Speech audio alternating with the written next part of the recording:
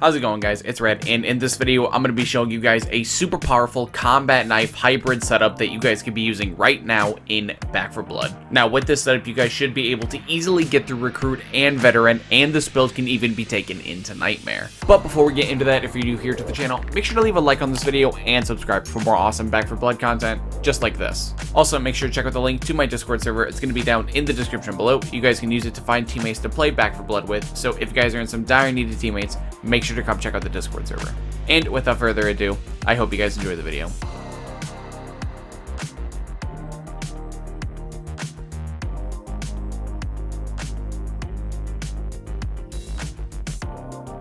Alright, so here we are in the deck building menu in Back 4 Blood. This is going to be the complete deck list, so if you guys are just looking to copy and paste the deck, now is your time to do so. But for the remainder of this video, I'm just going to be talking about why every card is where it is, and just what role every card plays in the deck, and just everything like that. Now, the objective of this deck is really simple. We are just a mix between a melee and a regular gun deck, which means we are going to be primarily just, a regular gun deck, but we also get all of the upsides of being a melee deck, with that being, all the extra temp health we're going to be getting and all the extra stamina that we're going to be getting. So at the number 1 spot, we have Combat Knife, which is going to turn our bash into a knife that is going to count as a melee weapon.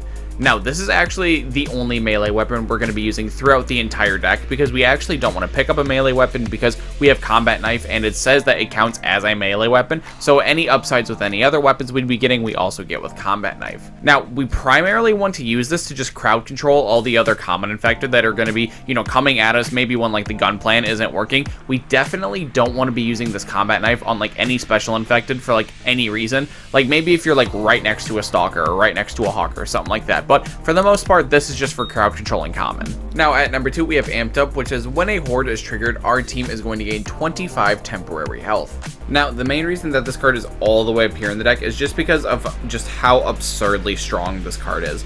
Now, the reason that this card is just absurdly strong is because, number 1, it stacks. So meaning that if you have 2 people using this, every single time any horde is triggered for any reason, you're going to be getting 50 health all the way up to 4 players getting 100 temp health.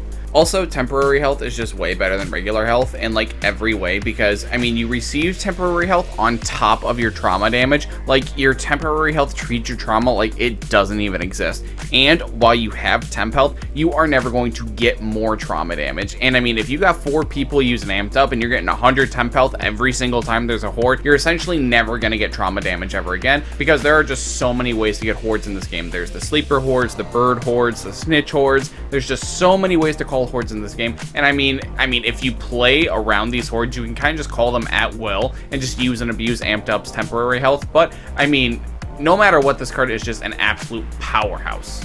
Now, number 3 is going to be Adrenaline Field, which says when we kill an enemy, we are going to gain 7 stamina over 7 seconds, stacking up to 5 times. Now, this is obviously one of the stamina cards that we're going to be using in the deck for the melee aspect of the deck, but something important that I do want to touch up on is it says when we kill an enemy, not when we melee an enemy, not when we kill an enemy using a melee weapon, nothing like that. So we are going to be getting all of these Adrenaline Field procs off of using our guns as well as our melee weapons, which I think is really strong, because we can essentially just like waste all of our stamina either crowd controlling the common with the Combat Knife, or just sprinting to get a better positioning, and then we can just gun down all these commons and we're just going to be just machine gunning stamina back in. And as long as there's just enough common coming, we're essentially never going to run out of stamina.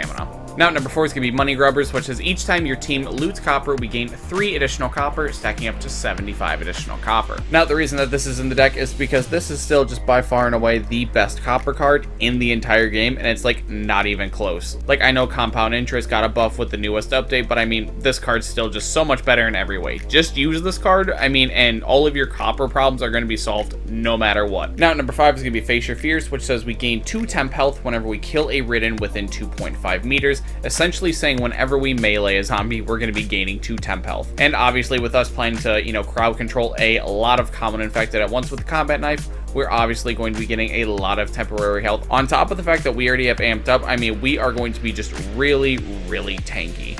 Now, number 6 is going to be Line 'em Up, which gives us plus 10% effective bullet range, 15% recoil control, and 25% bullet penetration and aim speed. Now, this is the first like actual gun card that we have in the entire deck, and the reason I chose Line 'em Up is because I wanted a card that was going to, you know, kind of really help us out on like the damage end of things, but not being too linear. So I wanted a card that essentially was going to give us damage, but didn't just flat out say you get more damage. And this card, you know, has no downsides, and it gives me 4 buffs in different statistics, which I think is just too strong to pass up. And I think it's stronger than something like cold brew coffee, because cold brew coffee doesn't really, you know, focus on like the damage end of things. It more or less focuses on things like aim speed and reload speed, which those are all nice and dandy. It's just not what I'm looking for in this spot. Now, number 7 is gonna be Rhythmic Breathing, which gives us plus 40% stamina. This one's super straightforward. I mean, we're obviously still part melee build, so it is really important that we have a lot of stamina, but I mean, this also, you know, kind of gets some double duty in these kind of hybrid decks, because I mean, usually in a melee deck, when you have a card like Rhythmic Breathing, you know what it's going to be used for. It's just going to be used exclusively to have more stamina, to swing more, to kill more, right? That's what it's going to be used for. But I mean, in a deck like this, that's not always the case. Like, yeah, we could just use all the extra stamina, you know, to just combat knife things to death, but we can also use this, you know, to get better positioning, you know, if need be, or we can, you know, run around and kite the zombies around if need be. Like, having all this extra stamina in a gun deck when we usually wouldn't have all this extra stamina, especially when we're going to be getting, you know, all these extra pumps from adrenaline fueled. I mean, we are, like I said earlier, just going to have a lot of stamina. Even if all we're doing is just bashing with the combat knife, we're still probably never going to run out. Now, number 8 is going to be Large Caliber Rounds, which gives us plus 7.5% bullet damage and plus 200% bullet penetration. This card simply in here, I mean, obviously for the guns, just to make them stronger. I mean, we've been focusing a lot on the melee aspect of the deck and not so much on the gun aspect, because the gun aspect is more like self-sufficient and like self-reliant than like the melee one is, because the melee builds take a lot to get going. Like, we needed like an adrenaline card, and we needed a card that was going to like give us health and like all this good stuff, whereas like a gun deck, we just need a gun and a card to go with it, you know what I mean? But we are eventually at this point in the deck and like this point in the campaign where we're going to be picking out this card, we're going to need more than just Line 'em Up to help us out with the gun damage. Now, number 9 is going to be Brazen, which gives us plus 20% stamina efficiency and 30% melee attack speed, but minus 5% damage resistance as the downside. Now, the melee stamina efficiency we get from this card, I mean, that's all nice and dandy, because that's going to let us have a little extra stamina, you know, to use for running rather than meleeing. But the main reason I like this card is the melee attack speed, because when you combine combat knife with a lot of melee attack speed, it kind of gets really nutty how fast you can melee, and just how quick you're going to go through the common like that is just super absurd. But unfortunately, with this deck, we can't play Method, which is just the best version of Brazier, because it disables our ADS, and I didn't want to really build the deck around not ADSing using cards like Mag Coupler and like other accuracy cards. That just sounded not fun, and that sounded like much like the melee thing I was talking about earlier. Just sounds like it's going to require a lot of cards to make work, and we kind of already need a lot of cards to make the melee thing work, so you know, that just seemed like too much. Now, number 10 is going to be Shredder, which says each bullet hit causes the target to take 1% increased damage for 3 seconds, and it stacks up to 15%. Now, I just wanted another card like Large Caliber Rounds that was just going to output a lot of damage for really no downside, and I thought Shredder was going to be a really good way to do that, because when I was building the deck, I didn't particularly think I was going to be using things like sniper rifles, shotguns,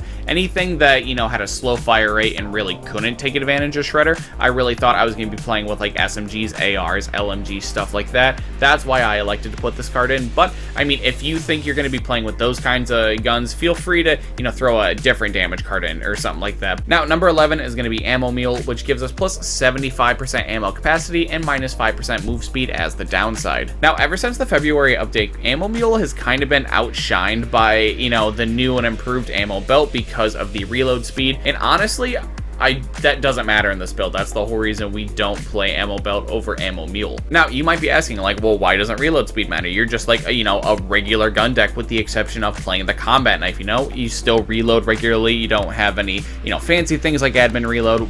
Why would you not want reload speed? And that's because we actually want to be reloading, because while we're reloading, you know, just for those of you that don't know, you can actually melee while you're reloading, and it's not going to interrupt your reload process, if that makes sense. So basically, every time we need to reload, we just spam this combat knife into the air and hope we hit stuff until our gun's done reloading, and then we just keep shooting stuff. And we don't even have to worry about the waste of stamina, because when we shoot stuff, we're going to kill stuff, and killing stuff gains us stamina. So, I mean, just like I was saying, we are never going to run out of stamina for like any reason. And that's why, you know, we just want to play ammo mule, because we're just looking for the most ammo humanly possible. And with no real upside for reload speed, I just don't see a reason to play this, and ammo pouch just doesn't give us enough ammo. We'd have to play another card on top of that, which, you know, is obviously bad. Now, number 12 is going to be Slugger, which gives us plus 5 health and plus 10% melee stamina efficiency and 20% melee attack speed. Now, this is simply just a worse Brazen, but like I was saying earlier, Brazen is obviously really, really good, and the fact that we can't play Meth Head is just a even bigger reason to play Slugger, because it's not that Meth Head's bad and we don't want it, it's just the downside is so bad that we can't afford it. And since we can't do that, might as well play, you know, the next best thing, which is Slugger. Now, number 13 is going to be Vanguard, which says melee kills grant 1 temp health to you and nearby teammates. Now, this is in here because we haven't had another health card since slot number 5 with Face Your Fears. I mean, up until this point, we are doing Face Your Fears and Amped Up all the way. And I mean, being fair, if you have other people in your game that you know are going to be using Amped Up, and you know that you are guaranteed to get more than 1 trigger off this, feel free to take this card out, because it's just not necessary if you're getting 50 temp health every single horde. But I mean, if you're not, feel free to use this, because if you guys get stuck into like a small room or you guys just play tight normally, you are going to be accruing so much extra temp health for your team that you're honestly just going to be more effective than your healer. Now, the number 14 and 15 spot are both going to share the same purpose, that being DPS. Number 14 being Silver Bullets, which gives us plus 7.5 bullet damage and plus 15% effective bullet range, and number 15, which is going to be Combat Training, which gives us plus 5% bullet damage and plus 1 bullet stumble damage and plus 5 melee stumble damage. Now, these are in here simply, you know, for like the end of the campaign / finale type situations where, you know, we obviously need to deal more damage because there's just going to be more stuff there for us to kill. And I mean, just stacking damage on top of our guns is, you know, really all we can do, because after we get like the base things done with our melee build, we can't really do a lot more, because there's not really much upside, you know, to putting something like Batter Up in the deck that's going to give us more melee damage or anything like that. Because I mean, at the end of the day, this is still just a combat knife, and it's still going to take a lot of hits to, you know, kill something like a tall boy. And we're never going to just walk up to a tall boy and try to just knife him to death, or, you know, never do that with any of the special infected, you know what I mean? We're always going to be using our guns. That's why, you know, we're stocking up on bullet damage rather than melee damage. Well, that's going to do it for the video, guys. Make sure to leave a comment down below telling me any deck changes that you guys would make. And as always, if you happen to enjoy the video, make sure to leave a like and subscribe to my channel for more awesome Back 4 Blood content just like this. Also, make sure to check out the link to my Discord server. It's going to be down in the description below. You guys can use it to find teammates to play Back 4 Blood with. So if you guys are in some dire need of teammates, make sure to come check out the Discord server. And until next time, it's been Red, and I'll see you guys in the next video.